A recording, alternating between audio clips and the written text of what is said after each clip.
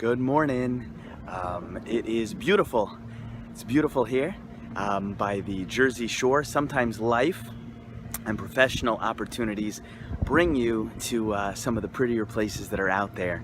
It's rough, but somebody's got to do it.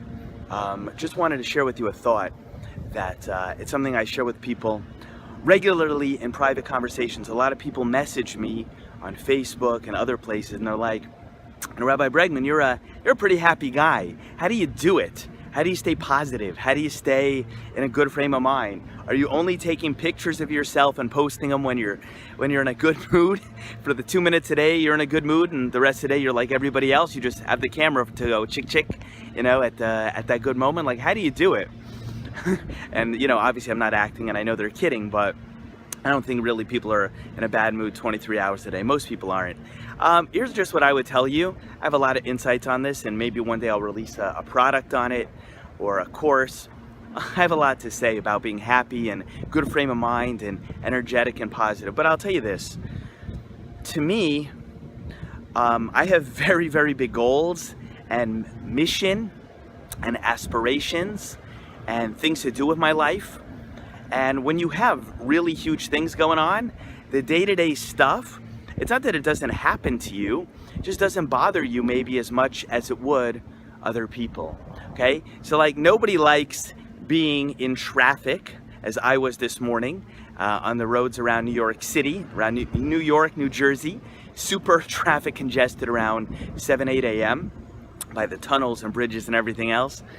Nobody likes it, and nobody likes it if somebody cuts into your lane or is rude or almost hits your car or shows you one of their digits on their finger, maybe a middle one, in a way designed to convey they don't like you.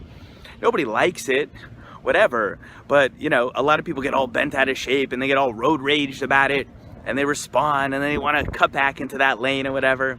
This morning, you know what I did? Nothing. You know why?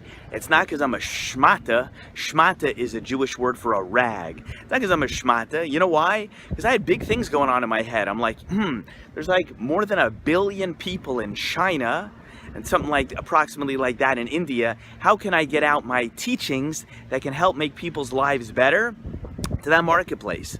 How can we expand? How can I grow? How can I become a better person? How can I help another 100,000 people's lives get better? Right now, up to 100,000 people a week are consuming my content with God's help.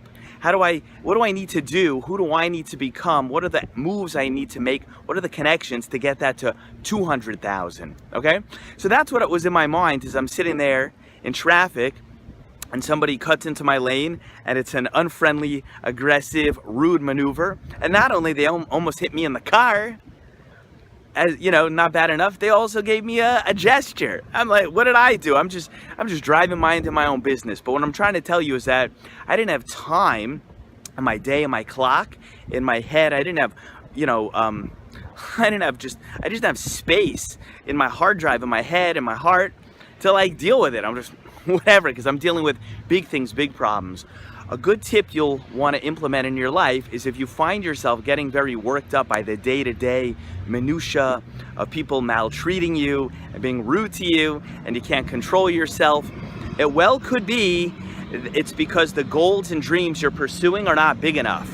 So, fire truck going by, but not an emergency call, just making a lot of noise.